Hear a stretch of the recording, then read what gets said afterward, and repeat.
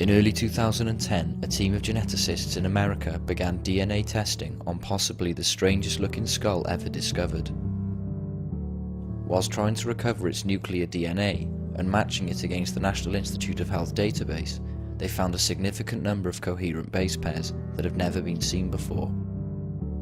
This was an historic moment for science, as it proved beyond all reasonable doubt that part of the skull's DNA is not human.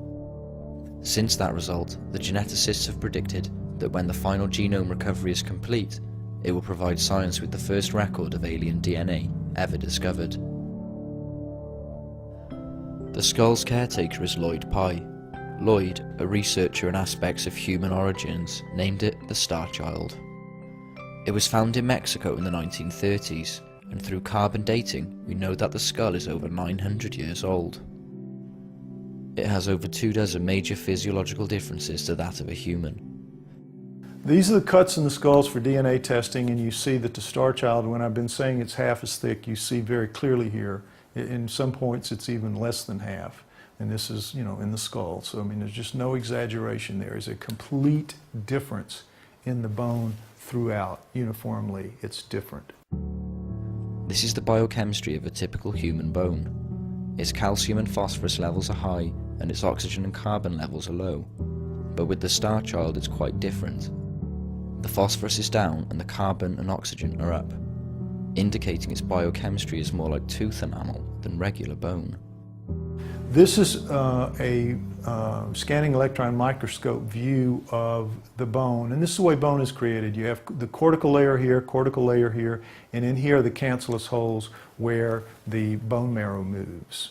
And coming out of some of the cancellous holes, but also embedded in the matrix of the bone, are these fibers, these very durable, strange fibers that nobody's ever seen before. They're in no other species, and we don't really know what they are, but we just know that they're really durable because the Dremel blade that cut this through here did not cut cleanly these different fibers. That tells you they have a high resistance factor to the blade.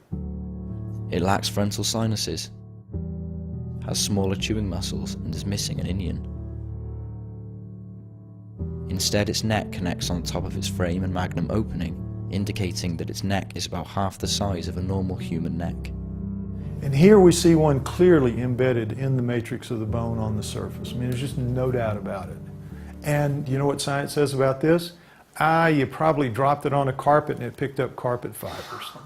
Really, that is the answer that I get. It has to be just fibers off a carpet or something. This can't be, it really can't be in the world of mainstream science, but there it is. This is a piece of upper right maxilla that was found with the StarChild. When one of the teeth was extracted, it was found to have very heavy roots, indicating it was an adult when it died. When the maxilla was x-rayed, a staggering 5 more teeth were discovered, waiting to come down. The key is that normal human bone, when you die, there are bacteria in your body that scour and eat every bit of your marrow out, and they leave your bone polished, shining, just like this, just like you see. You could eat out of that just like the bacteria did. It's so clean. There is no marrow left anywhere, and this is the way it is with all animals when they die. With a StarChild, we see a big difference, and we also see a difference in the color too. It's much more milkier than that alabaster look of the human bone because it's got so much more collagen. But you see this red residue here sprinkled everywhere. We don't know what that is. Never seen it before, and it's not in any other species. It's not blood because when blood oxidizes, it's not our blood anyway, or our type blood, because when blood oxidizes it turns black. So if that was bone marrow, that would be black. So those two things, the fibers and the residue, are just unknown in anything else. And here they sit in the StarChild, both of them, and yet science just says, And this is what they say. This is what you need to understand about science. And all of these physiological differences that I've just pointed out, they mean nothing to mainstream science. They mean nothing. In January of this year, a geneticist contacted me out of the blue, and he said, I think you really might have something. And he said, if you send me a sample, I will take a new technique, a new shotgunning technique, which recovers much smaller pieces than the old primer technique. So he took it. About 6 weeks later, he got back in touch with me and he says, "You're really not going to believe what's happening here. I don't believe it. I've done it enough times now to where I'm convinced that I'm doing it right, and we're getting some very unusual results." Some of it comes out human, sure enough. You see right here, this sequence of 265 base pairs long, 265, no question about it, part of the StarChild is human. Except, next slide, some of the StarChild's DNA comes back with this incredible reading. No significant similarity found.